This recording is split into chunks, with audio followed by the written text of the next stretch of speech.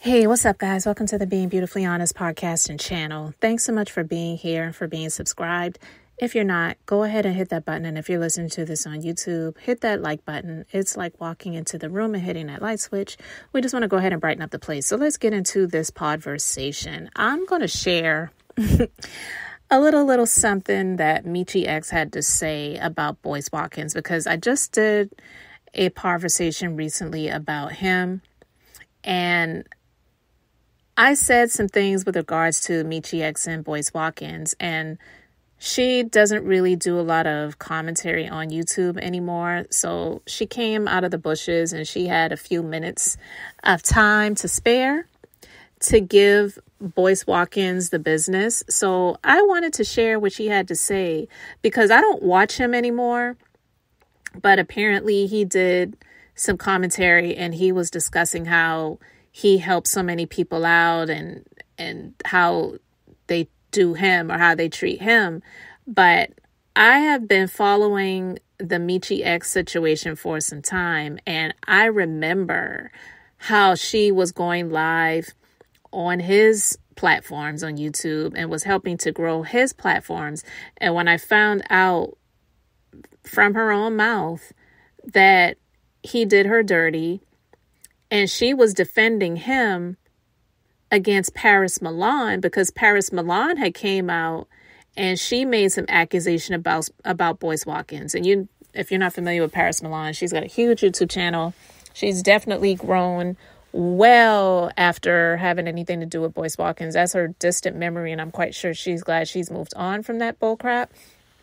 But even Mechee X was trying to defend Boyce Watkins against Paris Milan, and they got into it. And Mechee X was big enough to come out and apologize to Paris Milan via her YouTube channel, via her, her own YouTube channel on her own platform, to say, yeah, I was speaking some things about Paris Milan based on what I was told by Boyce Watkins, but I don't know you. I don't have no beef with you. Like, I was getting caught up and getting in the middle of something.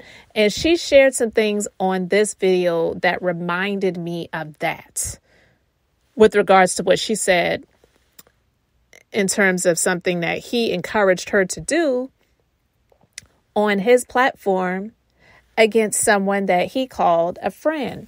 So I'm just going to go ahead and I'm going to play this audio so that you can check it out. And then I'm going to continue with my commentary. Hey, y'all. So I just want to talk real quick and say something about dumbass Dr. Watkins. If you have not noticed, everybody been running through the ringer this week. And it's a great thing. I think it's beautiful, right? So I want to add 2 more cents, right? I really don't have anything to say about Dr. Watkins. I've been on this man's neck for years. I've said everything a million times, but I'm going to say some things one more time, because I listened to Dr. Watkins' video response, and one of them, he brought my name up, of course. So you say my name enough, like Candyman, motherfucker, I'm here, okay? But yeah, he just said some really trifling stuff, and this man is really delusional, y'all. And it is amazing to me how he can sit back after everything that's been said about him, and he sits there and he acts as though everybody has a problem. This man called Yvette Carnell mentally unstable. He sat and completely ignored things that JT had already answered as though that wasn't the case, right? He's just making up stuff off the top of his head. He even went back to saying my damn name. I help all these people. I help all these people. I help all these people. These are the people that I be helping, and they do this to you. He always tries to play like he's the victim. So I would just like to remind Dr. Watkins, since he wants to act like he's such a decent person, and that everybody does him wrong, and he don't do nothing to nobody, right? That all he did was try to help everybody. Dr. Watkins, fuck you. Everybody that has had something to say, sir, you have done something to them. You don't pay people.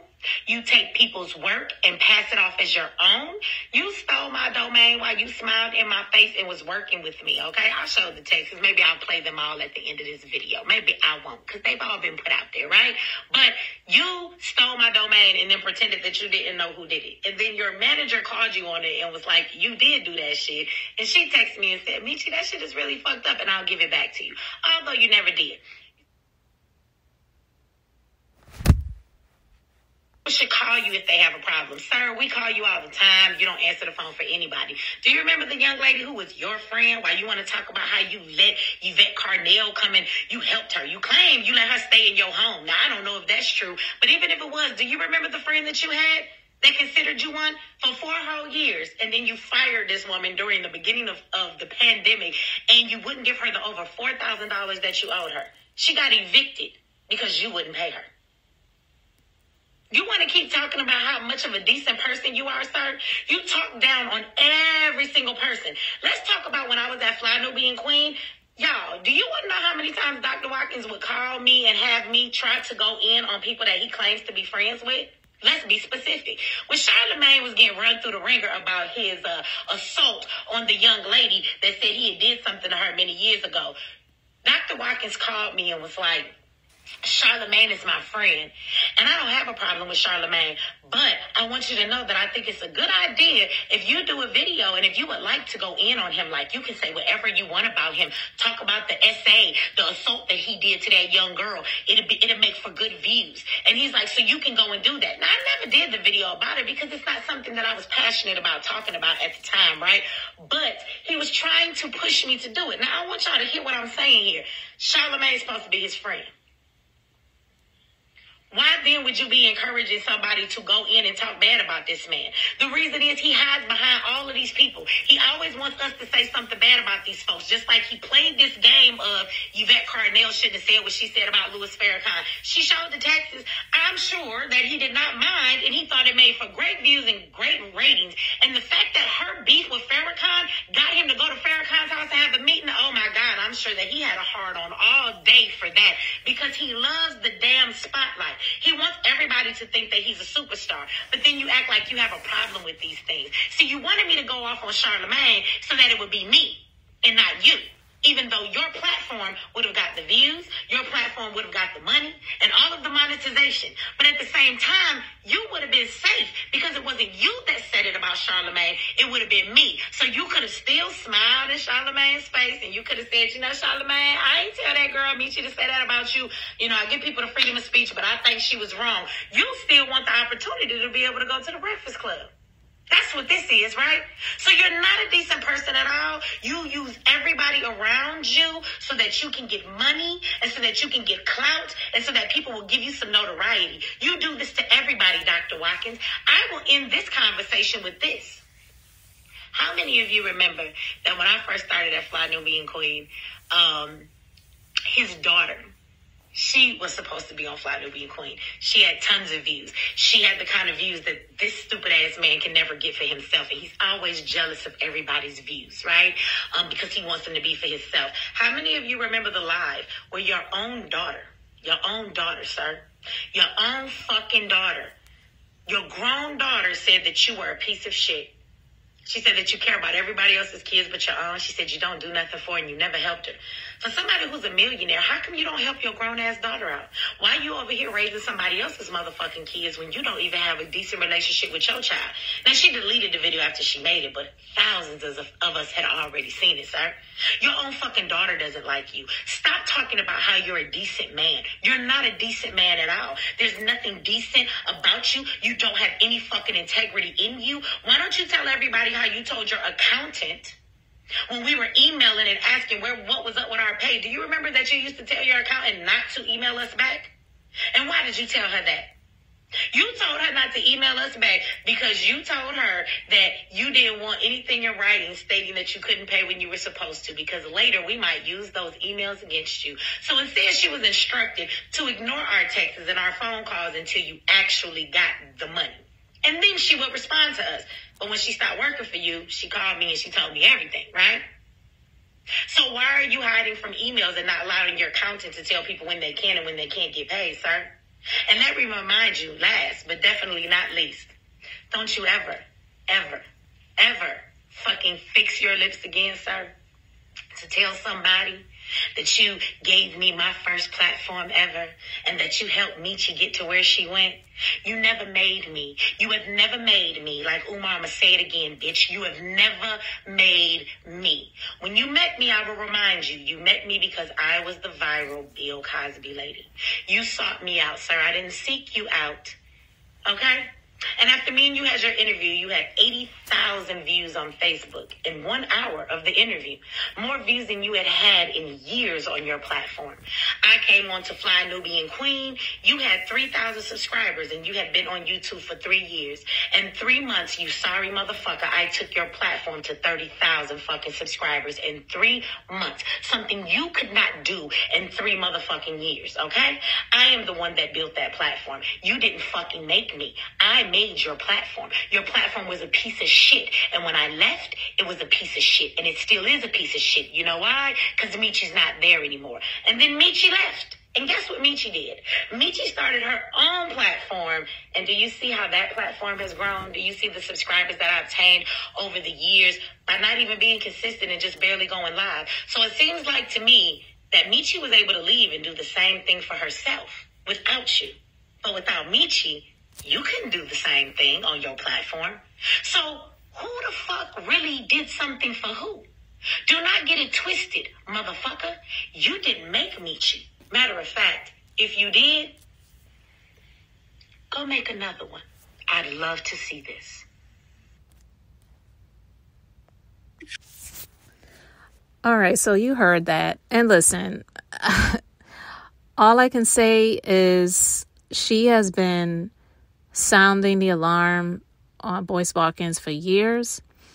I don't have any reason to doubt anything that she has said in these allegations regarding how he wanted her to speak on the Jessica Reed, Charlamagne the God situation, because he has been on The Breakfast Club a few times and he, I guess, feels that Charlamagne is his friend. But because it was something that was trending, and if you've followed him, you know that he talks about trending things, it wouldn't be appropriate for him to speak about these things out of his own mouth. But hey, if somebody else did it and he could benefit from it and get those views, thereby getting that money, then why not? So, yeah. She had time to respond to him, and also Pocket Watching with JT, he had time to respond to Boyce Watkins too, because I saw this post on Pocket Watching with JT's community wall, and it was a screenshot, and Dr. Boyce, I don't even like calling him Dr. Boyce, but I guess because he's got that degree, you got to give that to him at least. Whether he's ethical, that's another story. But he did a post, I guess a comment on Pocket Watching with JT's video about him. And he says, "Good video, brother. Keep making them. I'm not a perfect man by any stretch, but I would also love to understand why you seem to fear white people." And it's like, what the hell is he talking about? Because him exposing or putting things out there about him and Jay Morrison somehow means that he's afraid of white people. Like, the delusion is unreal. So he responded to that and he said, "Boyce, at this point, I feel so sorry for you. You have become a shell of the man that you had the potential to become. You have allowed yourself to be consumed by this, quote, pro-black finance character you've been playing for so long that you have lost grip with reality. You could have been a well-respected college professor at a prominent HBCU, ushering in the next generation of black finance professionals, shaping and modeling the U.S. financial policies to uplift the black community. But here you are, 50 plus years old, the laughingstock of academia, and reduced to being a professional online influencer that gets into social media beefs with black celebrities and rants about the evils of Popeye's chicken. What a waste of potential. Man, if that's not a mic drop, I don't know what is, okay? But listen, somebody like Boyce, who in my personal opinion, I just believe that he has narcissistic tendencies and personalities, that he's never going to take the advice of someone that is qualified, educated, that really doesn't have any personal beef, but definitely professional, and take the advice and just pivot and do something different. No, what he does is deflect to try to say things like, why don't you talk about white people? Why don't you talk about Facebook? Why don't you talk about Mark Zuckerberg? Why don't you talk about Elon Musk? Why don't you talk about Jeff Bezos? Like, get for real. If people out here like Boyce Watkins and Jay Morrison, just to name a couple, because there's a number of grifters that are out here using their gift of gab, playing on the emotions of people, getting into people's pockets, primarily Black people, getting them to give them their money so that they can live a better lifestyle than what they are able to do on their own merits and skills, then I don't really know what to say. This is something that I admire, I respect, and this is just sad to see that this person that I used to follow years ago, that I thought was intelligent, but then, I started to see the error of a lot of his ways, and I chose to disengage and unfollow and unsubscribe and all of those good things like that myself. But I wasn't out here calling him out because I just was like, well, maybe it's just me. But seeing that other people are calling out things that I had started seeing years ago, it's a good thing to see. And I'm happy to hear that Mechee X has responded to him. Happy to see that Pocket Watching with JT has responded to him. But, stuff like that's not going to stop him. Obviously, he'll continue to do what he's doing until maybe possibly something tragic happens that stops him in his tracks. So we'll just continue to see what happens and what unfolds. But guys, anyway, let me know your thoughts about all of this in the comment section. Thank you so much for being here, for liking and subscribing. I'm Beth, just being beautifully honest. So until the next time, wanted to keep it brief, beautiful, and now I'm going to say bye.